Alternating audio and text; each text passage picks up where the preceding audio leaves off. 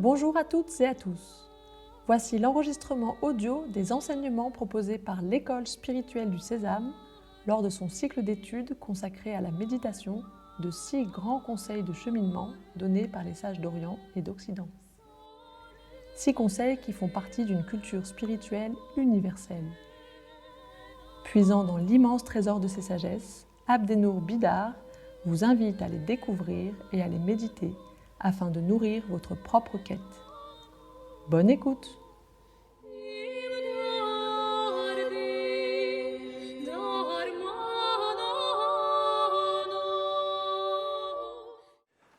Bon, bonjour à toutes et à tous, chacune, chacun. J'espère que vous êtes frais et dispo, que chacun se sent bien, que vous avez tout ce qu'il faut.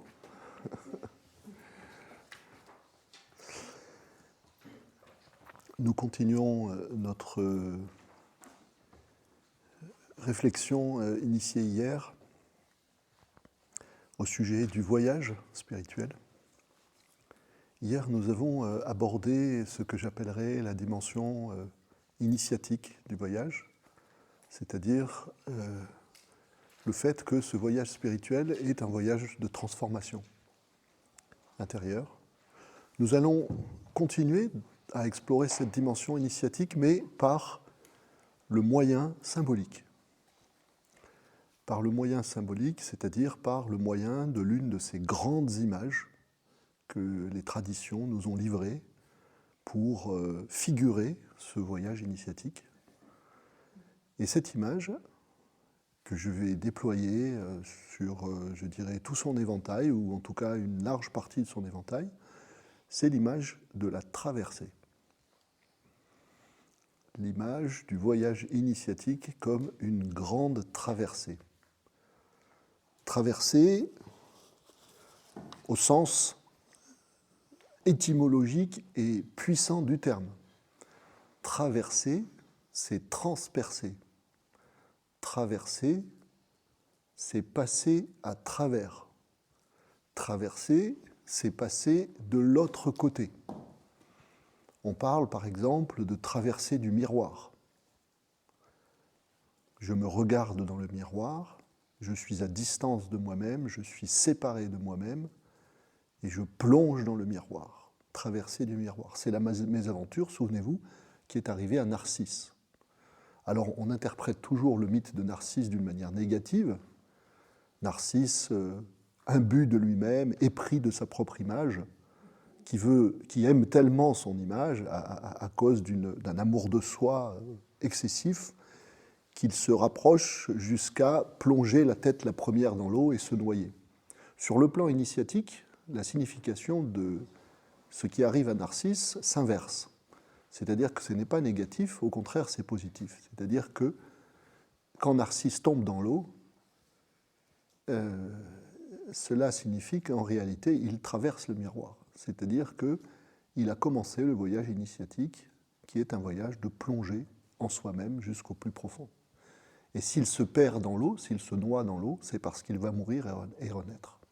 Mourir à cette identité factice qu'il avait contemplée dans le miroir, et renaître à une dimension plus vraie, plus authentique de lui-même. Le voyage initiatique est donc une traversée qui nous permet de transpercer, de passer à travers, de passer de l'autre côté. Et cette grande image de la traversée est déclinée par les différentes traditions, je vais vous en donner des exemples, d'une multitude de façons. Tout d'abord, cette traversée est présentée comme la traversée d'une rivière. Alors, généralement, on dit, et je vais vous citer un passage qui le dit explicitement, on pense à une rivière qui symbolise le passage de la vie vers la mort. L'autre rive, c'est la rive qu'on ne voit pas, la rive invisible, c'est la rive de la mort. Mais, dans les traditions, le passage de la rivière est d'abord un passage de la mort vers la vie. Et je vais vous en donner un exemple. C'est-à-dire que la première rivière que nous franchissons symboliquement, c'est la rivière qui nous fait arriver dans cette vie. Avant même, au soir de cette vie, d'en franchir une seconde qui, elle, nous fera passer vers la mort. Les traditions nous suggèrent ainsi la relation entre la mort et la vie comme quelque chose de continu. Passage de la mort vers la vie, passage de la vie vers la mort. Les textes le disent à leur manière. Le Coran, par exemple, s'adressant à Dieu, dit « Tu fais sortir la vie de la mort et tu fais sortir la mort de la vie. » Tukhrijul hayya min al-maut wa tukhrijul maut min al-hayy. C'est dans la sourate 3, c'est le verset 27. Cette continuité, c'est d'abord ce passage de la mort vers la vie. Je vais vous en donner un exemple particulièrement frappant dans les traditions. Il s'agit d'un récit qui est fait par Platon dans le livre 10 de la République. La République est une des grandes œuvres de Platon, peut-être son œuvre majeure avec les lois. Et c'est un livre de philosophie ancienne, donc on est au 5e siècle avant Jésus-Christ, qui comporte 10 livres. Et dans le dernier livre, Platon nous raconte un mythe qui est le mythe connu sous le nom de mythe d'Air le Pamphilien. Air était un homme de Pamphylie auquel il est arrivé quelque chose de tout à fait singulier. Il est mort sur le champ de bataille lors d'un conflit entre des cités grecques. Il est mort sur le champ de bataille et à ce moment-là, il s'est retrouvé de l'autre côté du fleuve. Il s'est retrouvé de l'autre côté du fleuve, c'est-à-dire qu'il a remonté le courant et il s'est trouvé sur l'autre rive du fleuve qui mène de la mort vers la vie. Ce fleuve, les Grecs l'appellent le Léthé. L et accent aigu, T-H-E. Donc nous sommes dans cette vie sur une rive du Léthé, mais avant d'arriver sur cette rive du Léthé, dans la vie, ou en tout cas dans cette vie, nous étions de l'autre côté du Léthé, c'est-à-dire nous étions morts, peut-être morts d'une vie précédente. Et donc, R se trouve de l'autre côté de la rive, et là, il voit les âmes rassemblées, se préparant à naître, se préparant à traverser le Léthé. Elles sont encore mortes, ou en tout cas, elles ne sont pas vivantes de cette vie qui est la nôtre maintenant. Et ces âmes qui sont rassemblées sous les auspices d'une déesse, qui est la déesse Ananké, qui est la déesse de la nécessité et du destin. La nécessité ici, il s'agit de l'entendre au sens de l'harmonie universelle, en fait. C'est le chef d'orchestre, c'est la chef d'orchestre. Voilà, c'est elle qui distribue les rôles dans le grand concert des univers. Et ce qui est tout à fait frappant, c'est que R, qui est spectateur donc de ce rassemblement des âmes autour d'Ananké, de l'autre côté du Léthé, voit que les âmes sont invitées, une par une, à choisir leur destinée future. Je pourrais dire différemment, à choisir l'incarnation ou la vie qui va être la leur. Et Platon a cette phrase fameuse que je vous ai recopiée, qui est très connue, « La responsabilité incombe ou revient à qui choisit, le Dieu n'est pas coupable. » La responsabilité revient à qui choisit, le Dieu n'est pas coupable. C'est-à-dire que ce que nous suggère Platon, c'est que le voyage qui est le nôtre a commencé bien avant cette vie. C'est ça qui est intéressant. Et il a commencé par une liberté. Il a commencé par un choix. Et Platon dit, la petite difficulté qui nous attend, c'est que ce fleuve du Léthé a une caractéristique, c'est le fleuve de l'oubli. Donc les âmes choisissent quelle va être leur vie quand elles vont passer de la mort à la vie. Elles choisissent. Mais en traversant le fleuve, elles oublient qu'elles ont choisi. Et quand elles naissent et qu'elles grandissent ici, elles se mettent, dit Platon, à gémir, à se lamenter. en se disant qu'elles ne sont pas nées au bon endroit, qu'elles n'ont pas la bonne vie. C'est-à-dire qu'elles ont oublié leur choix originel. Et elles ont oublié la raison, dit Platon, pour laquelle elles ont fait ce choix originel. C'est ça qui est intéressant. Ce que Platon nous suggère en fait ici, c'est que quand les âmes ont choisi en amont de la vie, de l'autre côté du l'été, elles ont choisi à partir d'une lucidité supérieure le style de vie qui leur conviendrait le mieux, c'est-à-dire le style de vie qui serait pour elles le plus fécond sur le plan spirituel. Voilà ce que nous avons oublié. Nous n'avons pas simplement oublié le choix que nous avons fait. Nous pensons que ce choix, enfin que cette destinée ici est le fait du hasard ou de la volonté du Dieu, c'est-à-dire d'une volonté symboliquement étrangère à la nôtre, mais dit Platon, non, le Dieu n'est pas coupable. Et nous avons oublié qu'en réalité, nous nous sommes donné la vie propice. Voilà. Donc ce voyage commence bien en amont. Je m'arrête là. Hein. Ce que nous faisons là, ce n'est qu'ouvrir des pistes. Ici, nous avons la République. Allez lire le mythe dans son ensemble, qui est beaucoup plus riche que le petit extrait, là, le petit élément que je vous donne ce matin. On ouvre des pistes véritablement, et n'essayez pas, le but ici n'est pas l'érudition, la collection de références, etc. L'ambition est simplement que chacun trouve un peu de grain à moudre, c'est-à-dire une ou deux idées thématiques qui vont inspirer ensuite sa propre méditation et peut-être lancer ses propres recherches. Cette rivière, c'est une rivière symbolique donc. C'est une rivière qui commence donc bien en amont de cette vie. Il y a un passage, je vous l'ai dit, de la mort vers la vie, et la vie dans laquelle nous sommes, c'est ce segment de la rivière pendant lequel nous allons de la vie vers la mort.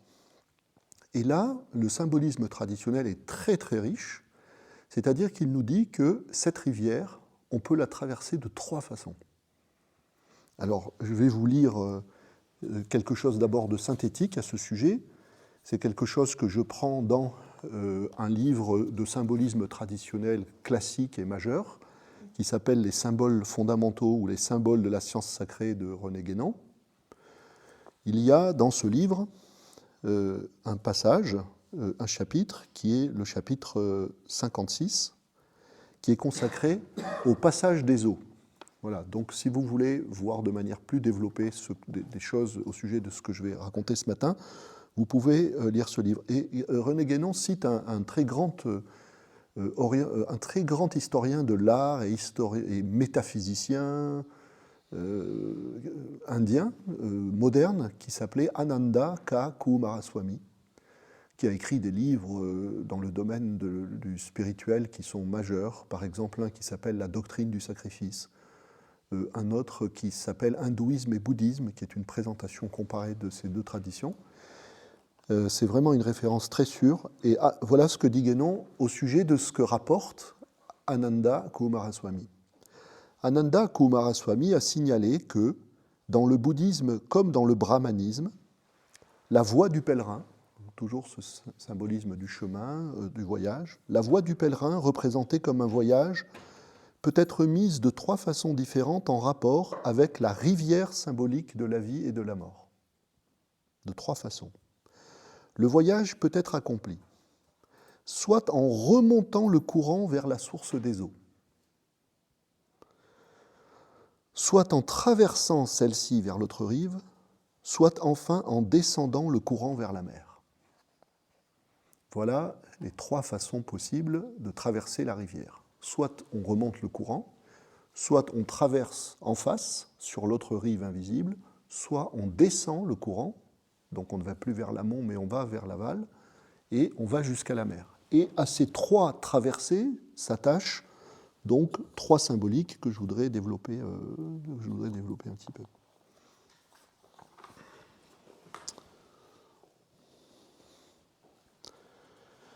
Je vais commencer par le type de traversée. Je vais dire à chaque fois des petites choses. Le type de traversée auquel on pense spontanément, c'est-à-dire traverser pour aller sur l'autre rive. vous avez tout un ensemble d'histoires, de petites histoires d'ailleurs, de petits contes traditionnels qui vous rapportent l'histoire d'un homme qui cherchait à traverser, et qui cherchait un pont, qui cherchait un passeur. En réalité, le pont, le passeur du gué par exemple, eh bien, c'est une figuration du maître spirituel, figuration symbolique du maître spirituel qui connaît le fleuve, qui connaît la rivière et qui peut vous faire traverser sans danger. Voilà. Qu'est-ce que ça veut dire traverser sans danger ? Ça veut dire arriver de l'autre côté sain et sauf. Qu'est-ce que ça veut dire arriver de l'autre côté sain et sauf ? La différence, c'est, entre arriver sain et sauf, c'est tomber dans l'eau. Tomber dans l'eau et être emporté par le courant. Qu'est-ce que ça veut dire symboliquement ? Ça veut dire que la traversée sur l'autre rive, c'est une traversée de la mort vers l'immortalité.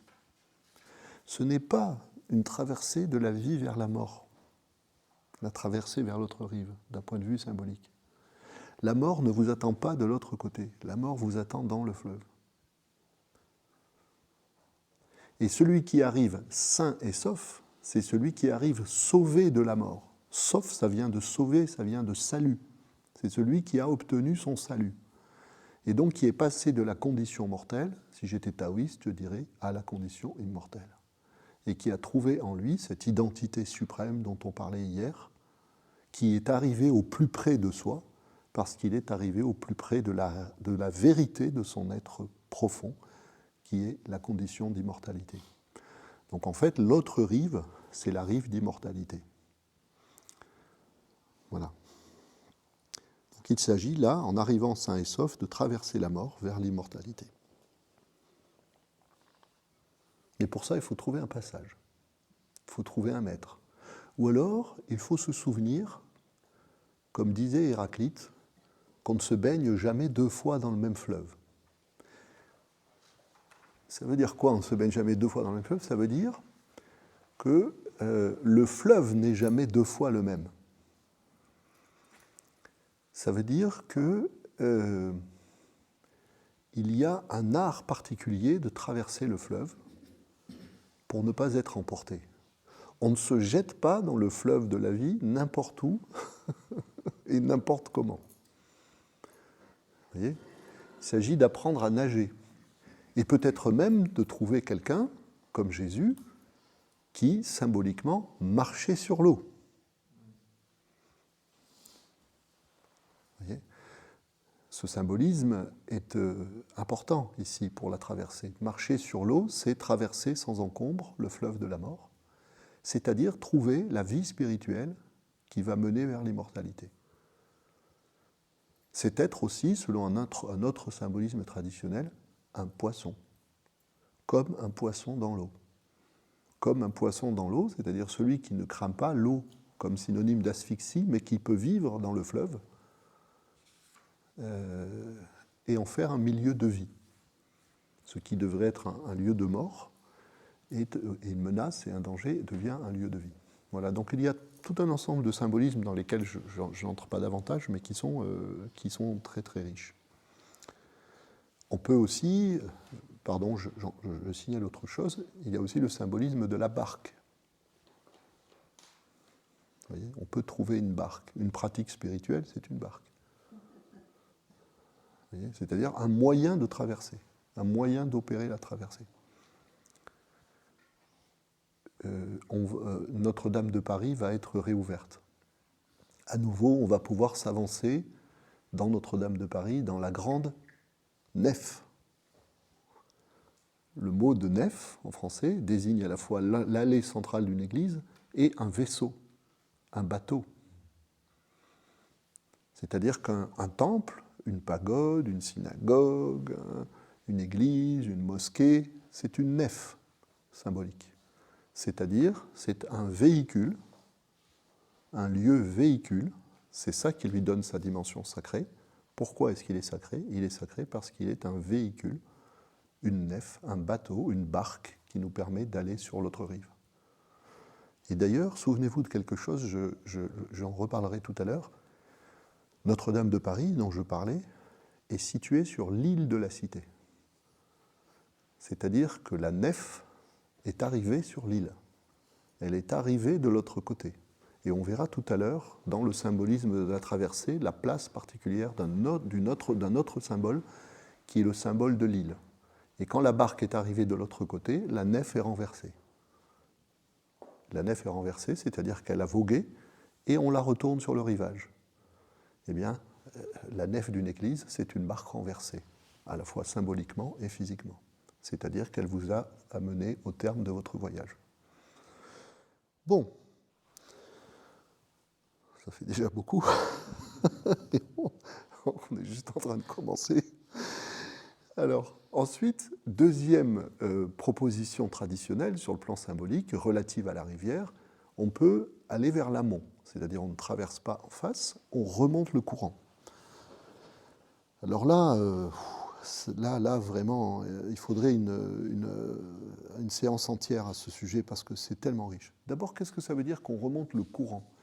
Symboliquement, que désigne le courant ? Le courant désigne le temps qui passe. Le temps qui fuit, tempus fugit. Vous voyez ? Donc remonter le courant, c'est remonter le temps. Qu'est-ce que ça veut dire remonter le temps ? Ça veut dire remonter vers l'origine.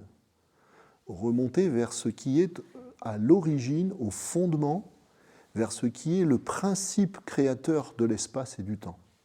Donc remonter le courant, c'est sortir du temps et de l'espace.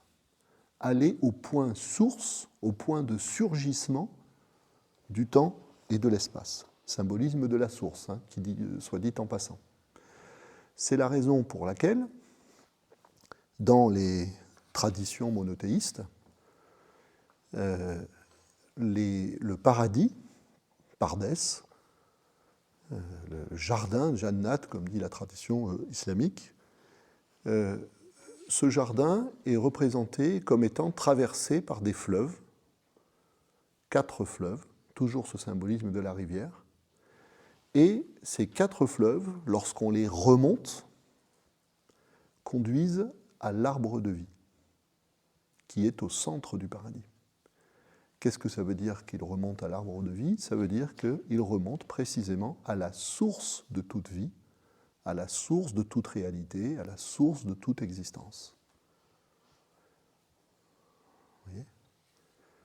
Alors ces fleuves sont nommés dans le Coran, par exemple dans la sourate Mohammed, il y a un fleuve de miel, il y a un fleuve de lait, etc. Il y a aussi des symbolismes afférents à chacun de ces fleuves qui désignent en réalité des états spirituels.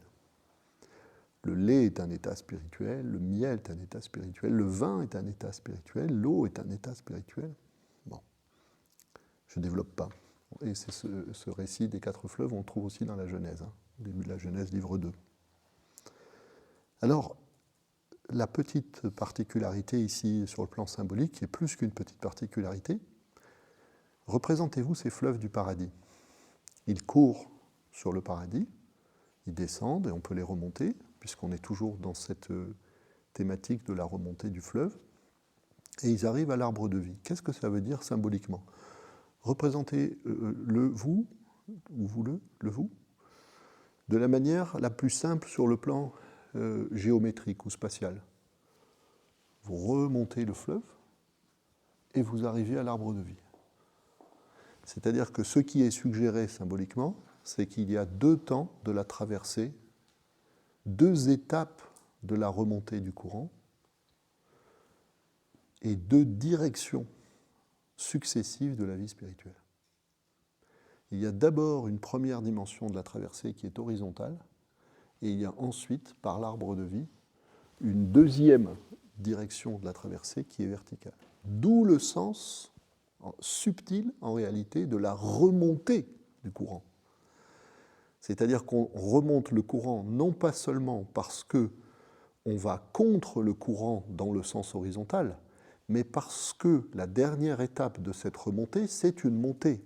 C'est-à-dire qu'on passe de la dimension horizontale à la dimension verticale. Qu'est-ce que ça veut dire symboliquement et initiatiquement ? Les traditions nous disent que la première étape, c'est une remontée du courant horizontale qui est une remontée jusqu'au centre de ce monde, de cette existence, de cette vie. On pourrait dire aussi une remontée au centre de l'état humain dans lequel nous sommes. La deuxième étape de la remontée est une remontée non pas au centre de ce monde, mais une remontée au centre des mondes. Non pas une remontée au centre de l'état humain, mais une remontée du centre de l'état humain vers le non-humain, c'est-à-dire vers ce qui transcende en réalité tous les mondes, tous les états, toutes les manifestations, toutes les conditions.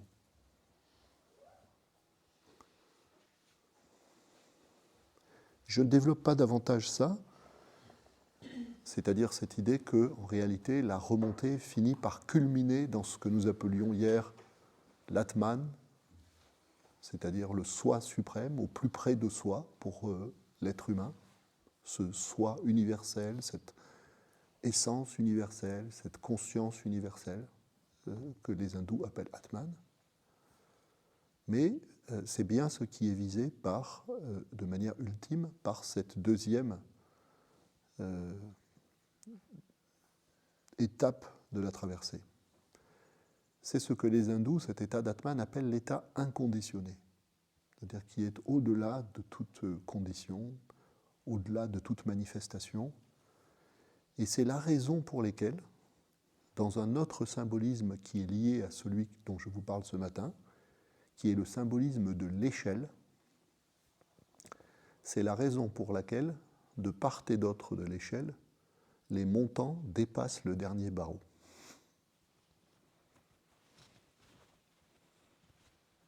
Symboliquement, ça veut dire que l'état d'Atman, inconditionné, est au-delà du dernier barreau. C'est-à-dire, il est au-delà de la dernière chose sur laquelle on peut prendre appui dans la montée. Il est encore au-delà. C'est la raison pour laquelle aussi, dans les échelles symboliques des différentes initiations, cette échelle est représentée comme dépassant le ciel, dépassant le 7e ciel, c'est-à-dire dépassant le point même le plus haut qui peut être atteint, imaginé, etc. Je m'arrête là. Troisième dimension de la traversée de la rivière.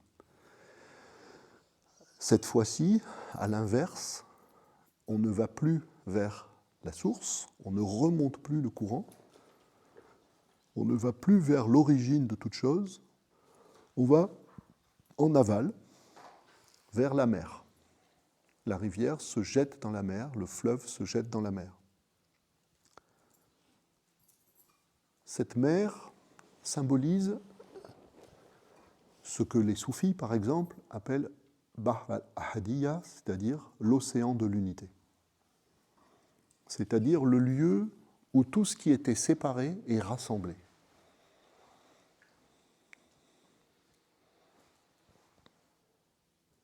Il y a une analogie inverse entre la source et la mer.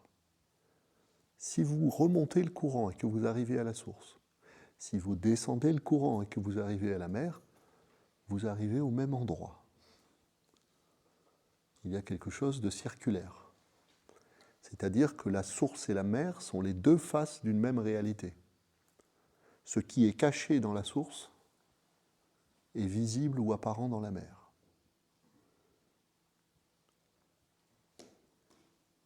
C'est-à-dire que, je reprends le vocabulaire précédent, vous arrivez à cette essence universelle, à cette réalité universelle, qui est tout. Si elle est tout, elle est à la fois visible dans la mer, invisible dans la source.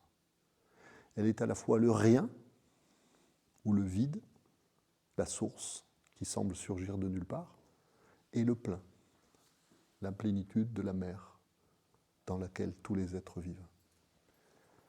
Oui. Le Coran dit par exemple à propos du divin, qui est une figuration symbolique majeure donc de cette essence universelle, Allah, donc ce divin dans le Coran, et alimul ghaib wa shahadat, c'est-à-dire qu'il connaît le mystère et le témoignage. Il est conscient de son mystère. Son mystère, c'est la source, l'invisible. Et il est conscient de son témoignage, c'est-à-dire qu'il regarde la mer, la totalité des êtres, comme le témoignage visible de sa réalité. Voilà. Donc là, il y a un symbolisme qui est très subtil, hein, ce qui est caché dans la source est manifesté par la mer. Et il y a aussi, avec le symbolisme de la mer, quelque chose qui est très puissant pour la méditation, de manière potentielle, hein. C'est-à-dire que la mer, cette mer de l'unité, invite à l'immersion. Souvenez-vous, hier, lorsque nous citions Chandra Swami disait qu'il y avait 3 supports de méditation possibles. Il y avait le premier support de méditation qui est ce qui symbolise pour nous vraiment l'absolu, je dirais.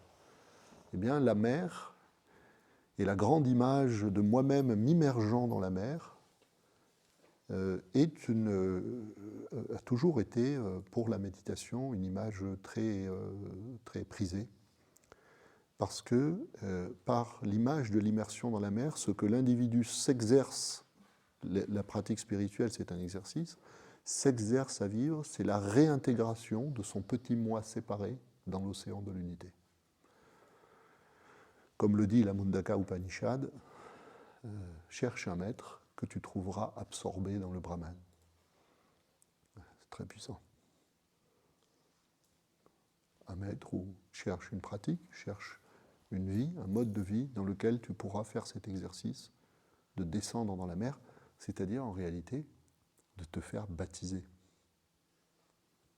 Quand je dis te faire baptiser, ce n'est pas au sens spécifiquement chrétien, mais pourquoi est-ce que le baptême est un rite aussi important dans le christianisme et a probablement été dans le christianisme originel, le christianisme premier, un rite initiatique? Parce que le baptême figure de manière très directe cette immersion qui est la réintégration de l'être dans l'unité primordiale, dans l'unité essentielle. Voilà, donc vous pouvez, sans être chrétien, désirer être baptisé, je dirais au sens symbolique du terme, au sens universel du terme, c'est-à-dire vous exercer dans votre pratique spirituelle à descendre vers la mer. Par exemple, dans la prière de l'islam, qui va vers la prosternation c'est le lieu où on est le plus proche du sol, et toujours symboliquement les choses se renversent, c'est quand vous êtes le plus proche du sol que vous êtes le plus haut dans le ciel. Très important ça. En réalité, vous disparaissez, vous vous anéantissez, vous vous immergez. Donc vous réintégrez l'unité primordiale. Voilà. C'est un geste baptismal.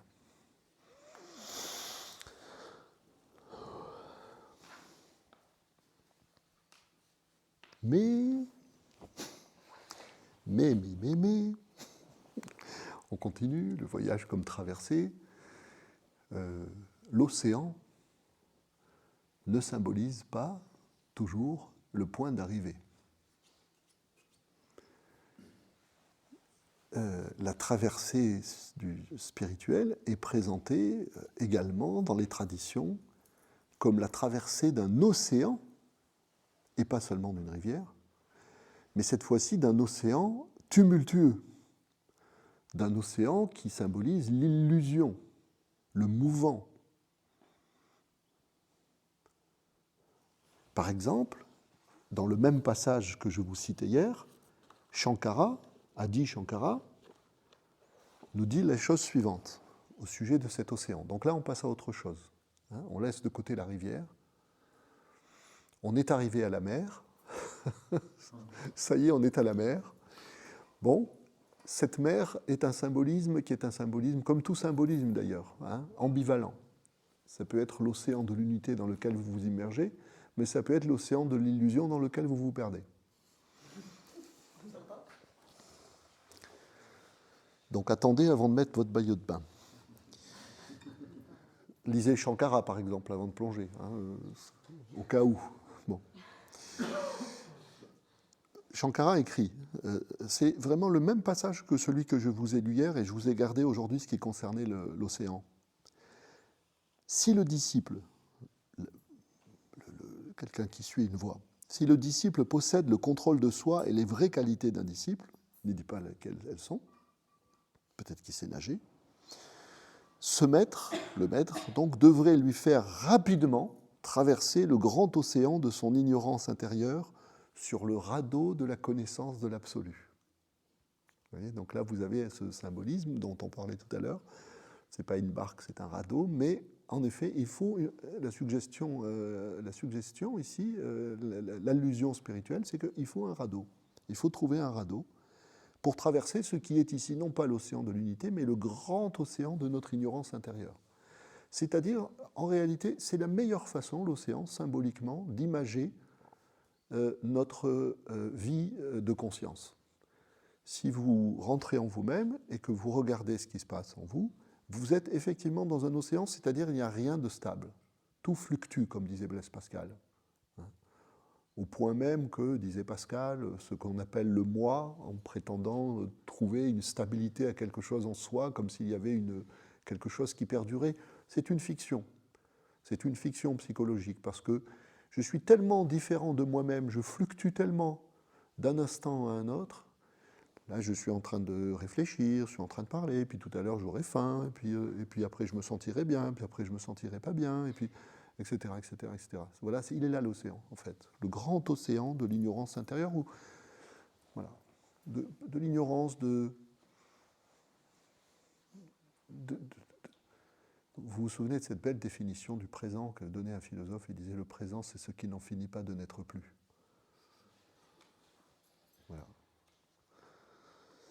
Alors, Shankara dit encore, là je vais vous le lire parce qu'il y a une indication initiatique qui est très intéressante. Il dit, dans le même passage, un peu plus loin, il dit « D'abord, on perçoit le monde extérieur dans l'état de veille. » Là, on est dans l'état de veille. On est réveillé, d'accord ? Enfin, on dort, mais on ne le sait pas. D'abord, on perçoit le monde extérieur dans l'état de veille. Puis, on ferme les yeux, le soir, on s'endort, et on s'en souvient en partie dans le rêve. On se met à rêver, et le rêve est fabriqué avec la matière que nous avons prise à l'état de veille. On voit des gens, on se trouve dans des situations, dans des lieux, etc., qui ressemblent de manière plus ou moins reconstruite à ce qu'on a expérimenté dans l'état de veille. Finalement, dit Shankara, on le perd complètement dans le sommeil sans rêve. C'est-à-dire que dans le sommeil sans rêve, il n'y a plus en nous de traces du monde. Il n'y a plus en nous d'image du monde, de ce monde que nous avions vu à l'état de veille. Si une personne va plus loin et ouvre l'œil de la vision du soi, si une personne va plus loin et ouvre l'œil de la vision du soi, elle atteint instantanément l'absolu sans avoir à suivre de voie quelle qu'elle soit. Si une personne va plus loin et ouvre l'œil de la vision du soi, elle atteint instantanément l'absolu sans avoir à suivre de voie quelle qu'elle soit. Qu'est-ce qu'il est en train de nous raconter ? Je lis le petit verset suivant qui explique « Ayant ainsi effacé la triade, c'est-à-dire les trois expériences dont on vient de parler, l'état de veille, l'état de rêve, l'état de sommeil profond, ayant effacé la triade consistant en l'expérience du sommeil sans rêve, du rêve et de l'état de veille, on traverse le grand océan de l'ignorance. » Voilà pourquoi je vous ai lu ça. Il est en train de nous parler de l'océan. Il est en train de nous dire que dans l'océan, il y a 3 niveaux de profondeur. On traverse le grand océan de l'ignorance, car alors on est ancré dans son propre soi, pur, éveillé et libéré. Alors, en réalité, ce que nous dit Shankara, c'est que nous faisons l'expérience dans cette vie de 3 états, et que si nous voulons traverser spirituellement le grand océan de l'ignorance, il va falloir traverser ces 3 états. Qu'est-ce que ça veut dire ? Ça veut dire qu'il va falloir aller de l'état de veille vers l'état de rêve, qu'il va falloir aller de l'état de rêve vers l'état de sommeil profond, et qu'il va falloir même finalement traverser les grands fonds du sommeil profond. On peut dire comme ça, les grands fonds du sommeil profond. Qu'est-ce que ça veut dire? Ça veut dire que quand je vais rentrer en moi-même, première étape de la vie spirituelle et de la pratique spirituelle au quotidien, je ferme les yeux. Donc je ferme les yeux, c'est-à-dire je m'isole du monde extérieur. Symboliquement, je quitte l'état de veille, c'est-à-dire je quitte cet état dans lequel je suis ouvert sur l'extérieur. Je me replie à l'intérieur de moi-même. Mais à l'intérieur de moi-même, le problème, c'est que dans un premier temps, j'ai emmené des images de l'extérieur. J'ai importé des images de l'extérieur. Je suis encore, même si je ne le vois plus, ce monde extérieur, conditionné par ce monde extérieur. J'ai eu une conversation avec un tel juste avant et je suis encore en train d'y penser. Quelqu'un a dit quelque chose qui m'a contrarié, je suis encore pris dans cette contrariété, etc. C'est-à-dire que même si j'ai fermé les yeux, je suis symboliquement dans l'état de rêve, puisque je suis avec mes images intérieures. D'accord ? Des images plus ou moins intellectuelles, plus ou moins sensibles ou émotionnelles, mais je suis encore pris par le monde extérieur. Donc, dit Shankara, tu veux traverser le grand océan de l'ignorance, il faut que tu ailles plus profond encore, que tu descendes. Tu ne vas pas le traverser en allant de l'autre côté, tu vas le traverser par le fond. Donc tu vas descendre vers les grands fonds. Cherche un maître qui soit absorbé dans le Brahman. Immersion. Immersion, c'est-à-dire descente. La vie spirituelle, dans la pratique spirituelle, je coule à pic. Mort et renaissance. Je coule à pic. Il n'y a pas d'autre choix. Narcisse tombe. Je descends. Donc petit à petit, la méditation s'approfondit. J'étais dans l'état de veille, j'étais encore conditionné par beaucoup d'images extérieures et je fais cet effort, je fais cet effort, je fais cet effort. Il y a des jours où j'y arrive pas. Il y a des jours où je vais rester 1 heure assis et pendant 1 heure, et quelle que soit la pratique spirituelle, ça va être un tel qui va prendre son chapelet, l'autre il va essayer de faire un exercice de pleine conscience, l'autre il va prendre son tapis de prière et se tourner vers la Mecque ou vers une autre direction spirituelle. Vous voyez ? Et là, Shankara dit, tu étais dans l'eau, tu as pris une inspiration, à la surface, tu as commencé à plonger, mais tu n'es pas descendu très très très profond. Et tu es tellement conditionné par l'extérieur, tu as tellement besoin, écoutez, regardez la métaphore symbolique, tu as tellement besoin de l'extérieur que comme tu n'es pas immergé véritablement, tu vas t'asphyxier et tu vas être obligé de ressortir pour reprendre de l'air. Symboliquement, qu'est-ce que ça veut dire ? Ça veut dire que tu n'as pas encore cette force spirituelle qui te permet de rester en dessous. Vous voyez ? Tu es obligé encore d'aller prendre ta nourriture à l'extérieur parce que tu n'es pas capable encore de prendre ta nourriture à l'intérieur. Vous voyez, ces symbolismes, ils sont très, très, très, très, très profonds. Hein. Franchement, c'est... Et donc, descend encore, essaye encore de descendre, et là arrive à l'état de sommeil sans rêve. L'état de sommeil profond, dans lequel il n'y a plus rien du tout qui te parvient du monde extérieur. Vous voyez, c'est le silence des abîmes, comme disent les océanographes, les grands fonds marins, le silence des abîmes. Il descend, voilà, il n'y a plus rien. Eh bien, Shankara, ce qui est très étonnant, c'est que on pourrait penser qu'on est arrivé. Mais Shankara dit non. Il y a quelque chose, là encore, qui demande à être traversé. C'est-à-dire que tu vas arriver dans une obscurité intérieure, un vide. C'est ça le vide. Tu vas arriver dans un vide total, il n'y a plus d'image. Comme on le disait hier, c'est le jeûne symbolique, le jeûne initiatique. Ni sensation, ni émotion, ni pensée, ni désir, etc. Mort. En tout cas, mort imminente. Eh bien, il va falloir traverser. Et derrière le drap noir de l'obscurité, il y a un soleil, il y a une lumière, c'est-à-dire il y a un état de conscience, mais qui est encore transcendant par rapport à ce que nous vivons déjà dans l'état de sommeil profond.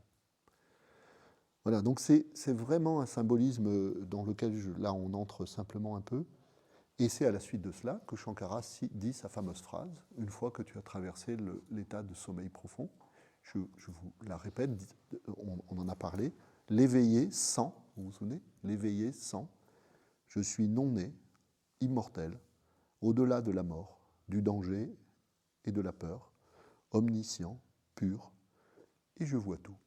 Et c'est pourquoi, dit Shankara, il ne renaîtra pas. Il n'aura pas, lui, à effectuer encore une traversée d'un lété, d'un fleuve de l'oubli, c'est-à-dire il n'aura pas à passer d'un oubli à un ressouvenir, à une réminiscence. Parce que ça y est, il se sera souvenu, il sera revenu à lui-même. Alors, cet océan de l'ignorance dont vient de nous parler Shankara, je vais m'arrêter sur une dernière image, est souvent présenté dans les traditions spirituelles comme conduisant, cette traversée de l'océan de l'ignorance, comme conduisant à une île. Et il y a une symbolique de l'île qui est particulièrement riche et de laquelle nous allons dire un certain nombre de choses. Donc on traverse l'océan de l'ignorance. Si je disais les choses comme les bouddhistes, je dirais on traverse l'océan de l'impermanence, anitya. L'océan symbolise ce qui ne dure pas, ce qui est impermanent, puisque tout fluctue, tout est mouvant. Les bouddhistes, d'ailleurs, quand ils disent anitya, ils disent impermanence, ils disent aussi anatma, c'est-à-dire l'océan du non-moi ou du faux-moi. L'océan dans lequel on est prisonnier de l'illusion d'un moi stable ou réel. Bon. Et on arrive sur l'île, on accoste. Voilà. L'arrivée au but dans la vie spirituelle est présentée comme un accostage sur une île. Alors, le symbolisme de l'île, je disais, est très riche. D'abord, pensez en français au fait que le mot île s'écrivait au départ isle. Quelle est la racine ici qui est intéressante symboliquement et initiatiquement? Isle, c'est la même racine que isolé. L'île, c'est le lieu isolé. Qu'est-ce que ça veut dire que l'île est le lieu isolé? Ça veut dire que symboliquement, l'île, c'est l'âme. C'est l'âme qui est parvenue à s'isoler. Donc le conseil spirituel ici, c'est faites de votre âme une île isolée, ce qui est un pléonasme. Faites de votre âme une île. Isolez votre âme. Qu'est-ce que ça veut dire isoler votre âme? Ça veut dire entrer dans ce que les traditions appellent une retraite spirituelle, un retrait du monde. Les musulmans disent une khalwa. Vous voyez ? C'est-à-dire, retirez-vous du monde, justement, convertissez votre regard vers l'intérieur, revenez vers l'homme intérieur, transformez-vous en île qui ignore l'océan qui est tout autour d'elle. Fermez-vous à la vision de l'océan fluctuant, c'est-à-dire de l'océan des réalités de ce monde, des irréalités de ce monde, et faites comme la petite île, rassemblez-vous, deuxième élément du symbolisme de l'île, rassemblez-vous en un seul point. Soyez le point de stabilité au milieu de tout ce qui est mouvant. Donc l'île, c'est tout ça. C'est l'isolement en soi, le retrait du monde. C'est la stabilité qui est trouvée par l'âme qui est engagée résolument dans la vie spirituelle. C'est l'unification de soi. Vous voyez ? Lorsque vous imaginez une île, vous imaginez un petit cercle de sable ou un petit bout de terre qui figure justement le fait que l'être humain a essayé de se rassembler en son centre. L'île, d'ailleurs, est une figuration du centre du monde. Une île, symboliquement, est toujours au centre du monde. Voilà ce sur quoi vous accostez. Vous accostez en réalité, vous n'accostez pas dans un lieu, vous accostez dans un état. Vous voyez ? Et cet état, c'est l'état d'isolement, l'état de l'île. Où est-ce que vous êtes quand vous êtes sur l'île ? Alors là encore, le symbolisme traditionnel est très riche. C'est-à-dire que le symbolisme traditionnel nous dit, attention, il y a une île d'en bas et il y a une île d'en haut.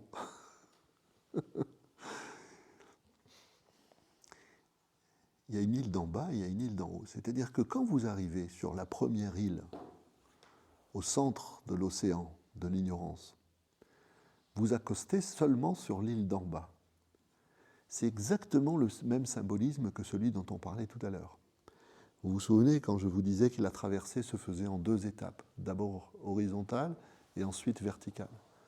Les symbolismes disent, l'île d'en bas, vous avez traversé horizontalement le monde, vous êtes venu au centre du monde humain, vous êtes arrivé sur l'île qui symbolise le centre du monde humain, le centre de cette vie, le centre de cet état dans lequel vous êtes. Et cette île est le reflet,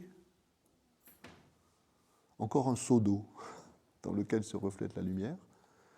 Cette île est le reflet ou l'expression dans ce monde du centre de tous les centres.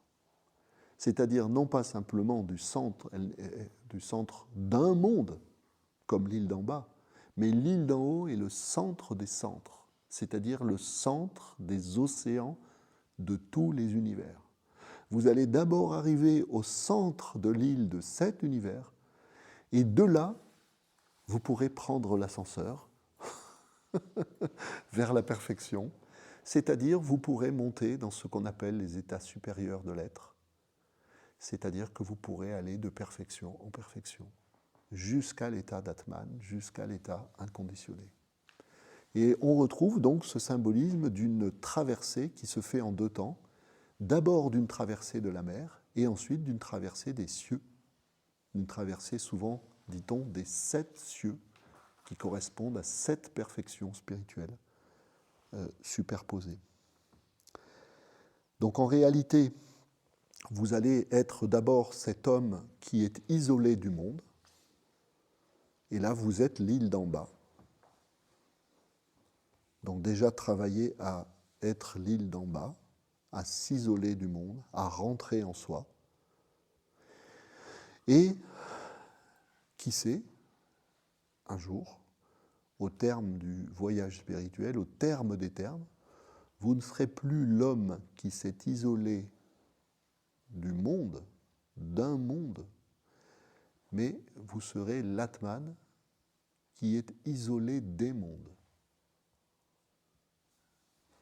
Pourquoi est-ce qu'il est isolé des mondes ?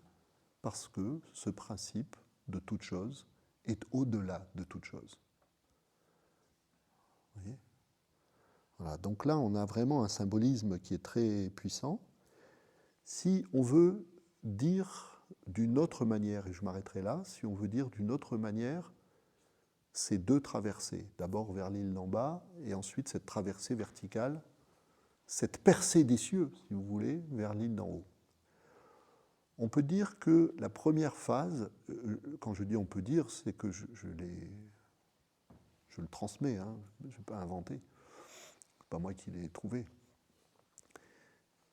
On peut dire que la première phase est une phase de purification et la deuxième phase, une phase d'élévation. C'est-à-dire que la traversée de l'océan de l'ignorance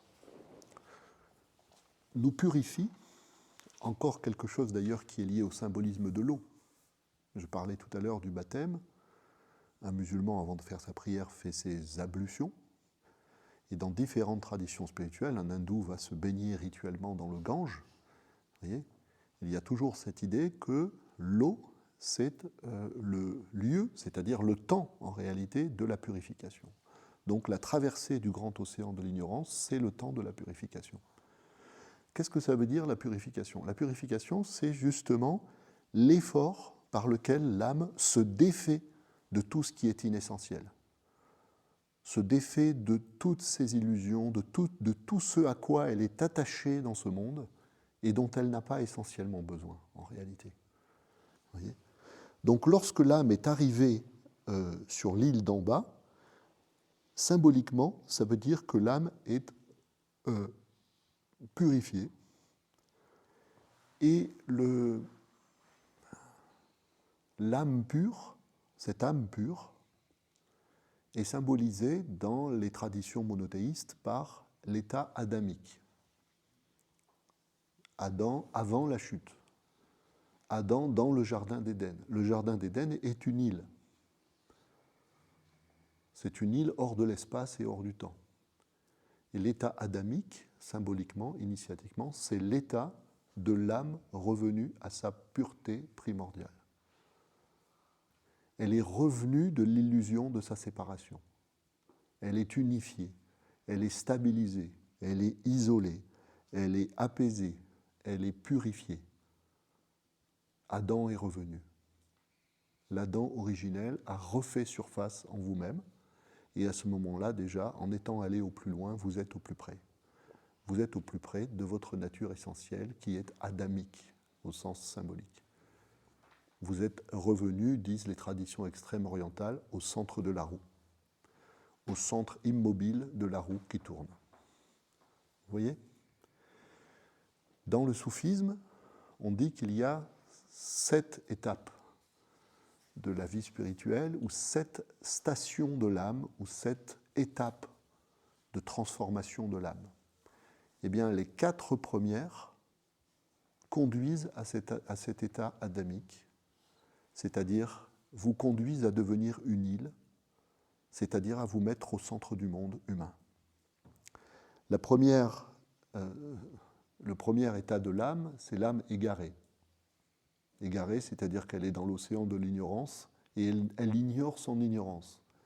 Elle est égarée, c'est-à-dire qu'elle ne sait même pas qu'elle est égarée, elle ignore qu'elle ignore, elle est désorientée et elle ne s'en rend pas compte.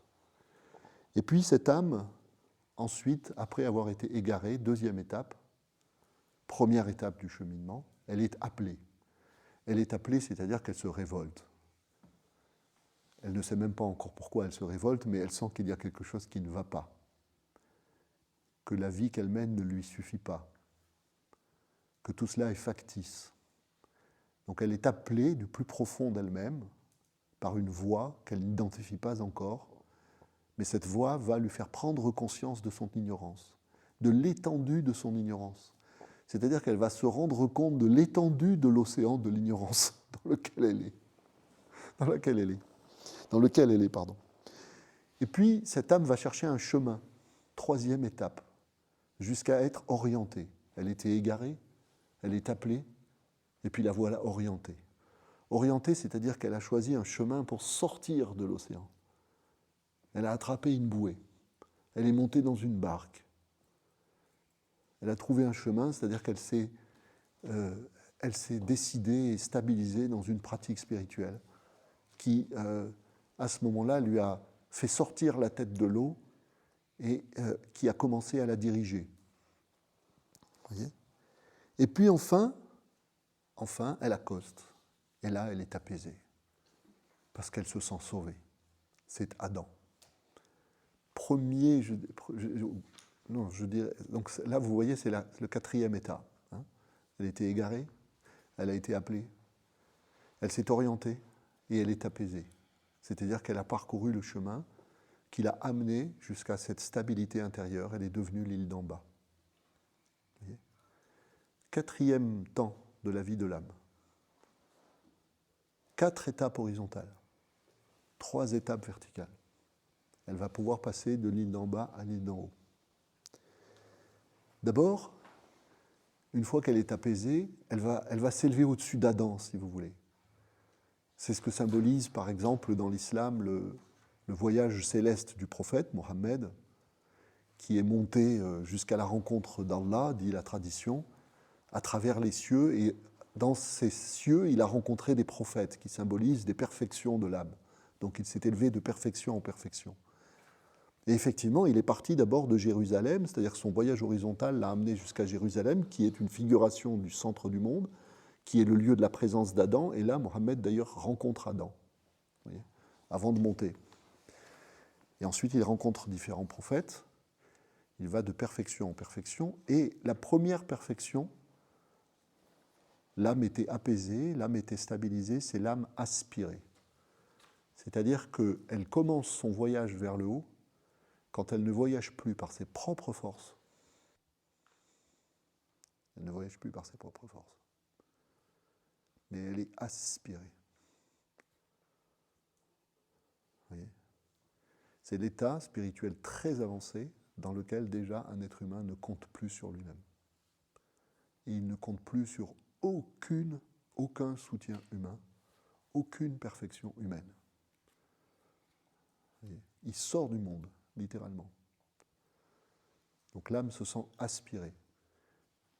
Vous voyez, ce qu'on dit dans la langue française, ça m'a donné des ailes. Ben voilà, ça y est, l'âme a retrouvé ses ailes.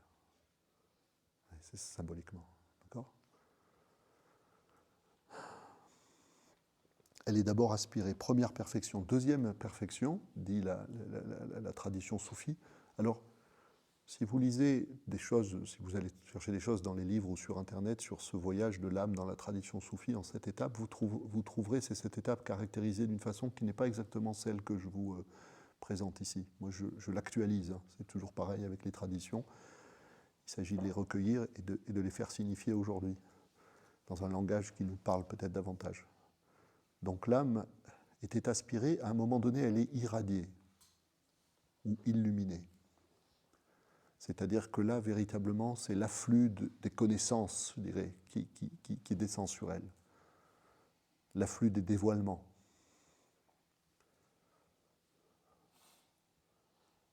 C'est-à-dire que là, c'est l'œil du cœur qui commence à s'ouvrir. C'est l'œil de la connaissance essentielle qui commence à s'ouvrir. Vous voyez ? Et enfin, disent les soufis, l'âme devient parfaite. C'est l'âme de ce que le grand soufisme classique, par exemple Abdelkarim El-Jili, a appelé l'âme de l'Insan el-Kamil, de l'homme universel. Voilà, ça y est. C'est-à-dire que là, après, même les connaissances, les dévoilements, les illuminations les plus prodigieuses, l'âme est installée dans une perfection dont il est impossible de dire quoi que ce soit en réalité. On ne peut même plus parler de lumière. Ou alors il faut, comme le Coran, parler de lumière au-delà de la lumière. Nurun fawqa nur ou nurun ala nur. C'est-à-dire de quelque chose qui est de l'ordre de l'incommunicable, de l'indicible, de l'impartageable, du secret. Oui, voilà. L'âme égarée, l'âme appelée, l'âme orientée, l'âme apaisée, l'âme aspirée, l'âme illuminée et l'âme, j'ai même pas envie de dire parfaite. Le silence. Voilà. Et là, véritablement, donc, dans cette deuxième étape verticale donc, de la traversée, s'effectue ce que j'ai appelé une sortie du monde, véritablement. C'est la raison pour laquelle, je vais terminer là-dessus, Lao Tse est parti, sans laisser de traces. C'est-à-dire que, là je prends un exemple, mais en réalité c'est quelque chose qui est universel. Dans toutes les traditions, on trouve ces histoires de femmes ou d'hommes qui, tout d'un coup, ont disparu. Vous voyez ? Alors on peut le prendre au sens littéral, ils sont partis sur un chemin, on les a vus disparaître à l'horizon, mais en réalité, symboliquement, initiatiquement, ils ont disparu à l'horizon, c'est-à-dire que véritablement, ils sont entrés dans cette deuxième partie de la traversée, après avoir été, par leur propre force, se mettre au centre de l'état humain. À ce moment-là, une puissance les a saisis et les a fait vraiment disparaître. Voilà. Et donc, comme le dit Chuang Tzu, par exemple, à propos d'êtres humains auxquels cela arrive dans cette vie, ils sont là avec les hommes, mais ils ne sont plus des hommes. Voilà. C'est cette signification qui est là. C'est la même chose, par exemple, quand les hindous nous disent qu'il y a 4 âges de la vie. Il y a l'âge de la formation, il y a l'âge ensuite du déploiement de soi dans le monde, il y a l'âge ensuite de la transmission, et il y a l'âge de la disparition. C'est-à-dire que dans la tradition hindoue, le brahman âgé, ce qui nous paraît complètement inhumain, et c'est inhumain, quitte tout, véritablement, se rase la tête et devient un sannyasa, c'est-à-dire qu'il part sur la route et on ne sait plus ce qu'il est devenu. Vous voyez ? Donc là, même dans le déroulé, je dirais, temporel d'une vie, il y a l'expression de quelque chose qui est la fin de la vie spirituelle, c'est-à-dire cette sortie du monde, c'est-à-dire le fait pour le sage, pour le saint, d'être, comme le dit Lao Tzu, il dit « Nul n'est saint s'il laisse une trace », c'est-à-dire de disparaître, en fait, hors des regards. Voilà.